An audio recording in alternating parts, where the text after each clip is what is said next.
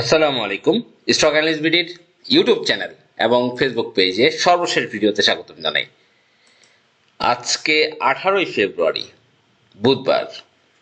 আগামীকাল চলতি সপ্তাহের সর্বশেষ কর্মদিবস বৃহস্পতিবার। এরপরে রয়েছে আগামী সপ্তাহ রবিবার থেকে 22 ফেব্রুয়ারি থেকে 26 ফেব্রুয়ারি পর্যন্ত মার্কেটে ট্রেড চলবে ইনশাল্লাহ। ঢাকা স্টক এক্সচেঞ্জের সার্বিক বিষয় নিয়ে কথা বলবো, আশা করি সাথে থাকবেন। যারা আমার চ্যানেলটি এখনো নতুন দেখছেন, সাবস্ক্রাইব করেনি, দ্রুত সাবস্ক্রাইব করে রাখেন। এবং আজকে যারা চ্যানেলটি প্রথম দেখছেন তাদের জন্য যে বার্তা, আমাদের ফেব্রুয়ারির 19 থেকে 28 ফেব্রুয়ারি এবং মার্চের 2 মাস, এই 1 মাসেরও বেশি সময় ধরে, 1 মাস 10 দিনের মতো আপনি চাইলে আমাদের যে বাইসেল প্র্যাকটিস ব্যাচ সেখানে জয়েন করতে পারেন। এবং এটার জন্য আপনি হোয়াটসঅ্যাপ করবেন 01929022917 এবং ফি হচ্ছে 1530 টাকা। যাই হোক, আজকে আমরা সার্বিক বিষয় নিয়ে কথা বলি। সেটা হচ্ছে, প্রথমে কথা বলবো ট্রেড ভ্যালু নিয়ে। আপনারা জানেন আমাদের বেশ কয়েকদিন ধরে 1200 কোটি টাকার ঘরে ছিল। গত 3 দিন ধরে আমরা ট্রেড ভ্যালু দেখেছি 1275, 1257, 1222 এবং আজকে 935। আজকে 935 কোটি হওয়ার বেশ একটা উল্লেখযোগ্য কারণ হলো কিন্তু কারেকশন, মার্কেটের একটা কারেকশন হয়েছে। এবং আপনারা জানেন আজকে আমাদের যে হেভিওয়েট কোম্পানিগুলো রয়েছে ইন্ডেক্স মুভার, তার ভিতরে ইসলামী ব্যাংক বড় ধরনের কারেকশনে গিয়েছে। BC, Walton, GP, ICB, Marico, Robi এগুলো কিন্তু ফুল কারেকশনে ছিল। এই জন্য ইন্ডেক্স কিন্তু একটা বড় ধরনের পতনে গিয়েছে এবং 51 পয়েন্টেরও বেশি মাইনাস হয়েছে, 51.45। এবং লেনদেন কিন্তু উল্লেখযোগ্য হারে কমেছে, 935 কোটি টাকা লেনদেন হয়েছে। এবং আজকে ম্যাক্সিমাম সেক্টর কিন্তু কারেকশনে ছিল। ইঞ্জিনিয়ারিং সেক্টরের 14টা কোম্পানি বেড়েছে এবং টেক্সটাইলের 12টা কোম্পানি, এবং হল্ট লিস্টে ছিল 9টি কোম্পানি। ঢাকা স্টক এক্সচেঞ্জের সবচেয়ে বড় ব্যাপার হলো, আমি যেটা বলছি আপনাদেরকে, প্রত্যেক দিন কিছু না কিছু কোম্পানি কিন্তু হল্টেড হবে ইনশাল্লাহ। এবং যে কোম্পানিগুলো বাড়েনি, যে কোম্পানিগুলোর প্রাইস বাড়েনি, ইপিএস মোটামুটি দেখেন, আজকে বিবিএস বেড়েছে, নাহিকা বেড়েছে, কেন? এগুলো হচ্ছে ইপিএসটা মোটামুটি অনেকটা কিছুটা খারাপ, তারপরও বেড়েছে, কারণ এগুলো তেমন একটা বাড়েনি। তো এই সকল কোম্পানিগুলো খুঁজে খুঁজে আপনাকে এন্ট্রি দিতে হবে। এবং মার্কেটে কোন কোম্পানির শেয়ারগুলো এখনো বাড়েনি তেমন, ঠিক সেই কোম্পানিগুলো কিন্তু ইম্পর্টেন্ট। এবং সবচেয়ে আরেকটি বিষয় আপনাদেরকে শেয়ার করি, সেটা হচ্ছে ইন্ডেক্সের এই মুহূর্তে সাপোর্ট সাপোর্ট নিয়ে কথা বলবো। কোথায় আপনার ইন্ডেক্সের সাপোর্ট রয়েছে? আমরা ডিএসইএক্স এর ডেইলি ক্যান্ডেল যদি দেখি, সেখানে দেখবো আরএসআই কিন্তু 80-র উপরে উঠে গেছিল, 85, এবং সেটা আজকে পতন হয়েছে আরএসআই। এবং সেটা কিন্তু এখন কুল ডাউন, ঠান্ডা হতে দিতে হবে। ঠান্ডা ঠান্ডা হওয়ার জন্য 55 পর্যন্ত নামার পসিবিলিটি রয়েছে। এবং সূচক একটা রিটেস্ট করার জন্য 5309 এখানে কিন্তু একটা আপনার সাপোর্ট জোন দেখতে পাচ্ছি। এখান থেকে কিন্তু আবার উঠে যাওয়ার পসিবিলিটি রয়েছে, কারণ আপনারা দেখেন এর আগে যত ভলিউমগুলো হয়েছিল, এইখানে যত ভলিউম সেপ্টেম্বরের দিকে হয়েছিল, এরপরে কিন্তু কিছুটা কারেকশন হওয়ার পরে আবার ভলিউম কিন্তু পেয়েছিল।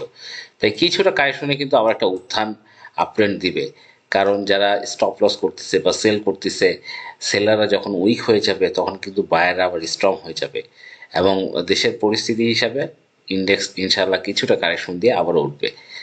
এটা হচ্ছে বিষয়। এবং উইকলি চার্ট যদি অ্যানালাইসিস করি, সেখানে দেখবো যে এইখানে আমাদের যে বুলিশ একটা মারুবুজু ক্যান্ডেল লাস্ট উইকে আমরা দেখেছিলাম, বুলিশ মারুবুজু, সেটা কিন্তু এই সপ্তাহে দেখা যাক কি অবস্থা হয়। ইনভার্টেড হ্যামারও হতে পারে, আমার যেটা ধারণা এই সপ্তাহে তো ইনভার্টেড হ্যামার হওয়ার পসিবিলিটি রয়েছে।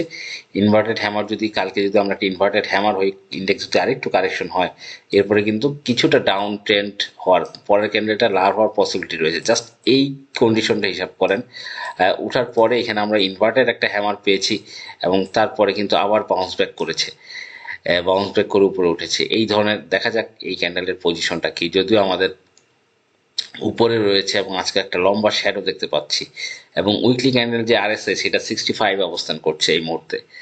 তো যাই হোক, আপনাদেরকে বুঝতে হবে কোন কোন স্টকের প্রাইসগুলো বাড়েনি এবং কোনগুলো স্মার্ট মানি আছে, সেগুলোর জন্য কিন্তু আপনি অবশ্যই বুঝে শুনে আপনাকে বাই করতে হবে।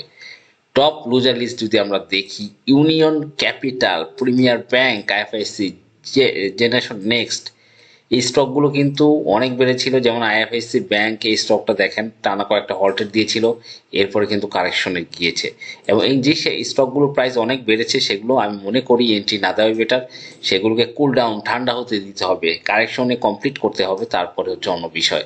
একইভাবে দেখেন নুরানি টানা কয়েকদিন হল্টেড ছিল, আজকে আজকে সে কিন্তু একটা বিয়ারিশ মারুবুজু ক্যান্ডেল আপনারা দেখতে পাচ্ছেন, ফুল রেড ক্যান্ডেল কিন্তু আপনি দিয়ে দিয়েছে এখানে। তার মানে বোঝা যাচ্ছে একটা ডাউন ট্রেন্ড কিন্তু শুরু করেছে। এই জন্য এইগুলো দেখে বুঝে আপনাকে অবশ্যই বাই করতে হবে।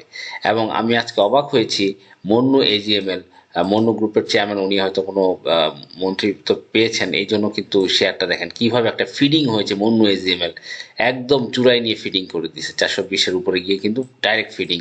তো এইগুলো কেন আপনারা বাই করেন এই সময়? একটা যখন নিউজ হয়, এতে তো কোম্পানি কোনো চেঞ্জ আসে না, ইপিএস বা কোম্পানি কোনো তেমন একটা ইয়ে হয় না, কিন্তু এই সময় কিন্তু একটা ফিডিং হয়। তো আমরা মন্নু এনজিএমএল দেখেছি, মন্নু ফেব্রিক্স, মন্নু সিরামিক্স, সবগুলোতে কিন্তু একটা বড় ধরনের ফিডিং ফিডিং হয়েছে। দেখেন ক্যান্ডেলগুলোর অবস্থা, দেখেন কি ভয়ঙ্কর ক্যান্ডেল। তো এই হলো অবস্থা। এছাড়া যদি আমরা আরেকটু অ্যানালিসিস করি, দেখেন আমি আপনাদেরকে আনোয়ারের কথা বলেছিলাম, অনেকে আনোয়ার বাই করেছেন, কিন্তু আনোয়ারের যে ক্যান্ডেল পজিশন এবং ক্যান্ডেলের অবস্থান এটা কিন্তু খুবই খারাপ। দেখেন এর আগে কিন্তু এই ধরনের ক্যান্ডেল করে কিন্তু ডাউন ট্রেন্ড হয়েছে। এই জন্য আমি বলবো যারা কিনেছিলেন 2 দিন অবশ্যই প্রফিট টেক করবেন। একইভাবে একই ফরমেশনে কিন্তু আপনারা দেখেন ইসলামী ব্যাংক যে পড়ে যাচ্ছে, পড়ার আগে কিন্তু দেখেন এই যখনই এই ধরনের ক্যান্ডেল তৈরি হবে তখনই কিন্তু আপনার একটা ইনডিসিশন লাটিমের মতো স্পিনিং টপ ক্যান্ডেল তৈরি হবে, তখনই কিন্তু আপনি শিওরে যাবেন এই আজ কিন্তু আর বেশিক্ষণ না। তো এই ধরনের ক্যান্ডেলগুলো যখন ইনডিসিশন ক্যান্ডেল তৈরি হয় তারপরে কিন্তু রিভার্সাল ট্রেড শুরু হয়ে যায়। এই জন্য অবশ্যই আপনারা ক্যান্ডেলের টপগুলো অ্যানালাইসিস করবেন কোন অবস্থায় রয়েছে প্রত্যেকটা স্টকের, এবং এটা খুবই ইম্পর্টেন্ট। দেখেন আপনি যদি টপ লুজার দেখেন সেখানে কিন্তু দেখবেন ক্যান্ডেলের অবস্থান পজিশন অনেকগুলোর খুবই খারাপ। এই জন্য এগুলো কোথায় বাই করতে হবে, আগে স্টকটাকে কুল ডাউন হতে দিতে হবে, এই অ্যানালাইসিসটা মাথায় রাখতে হবে। তো যাই হোক, স্টক অ্যানালিস্ট বিডির সাথেই থাকবেন এবং স্টক অ্যানালিস্ট বিডি সবসময় আপনাদের সাথে নিয়ে কাজ করতে পছন্দ করে। ধন্যবাদ, আসসালামু আলাইকুম।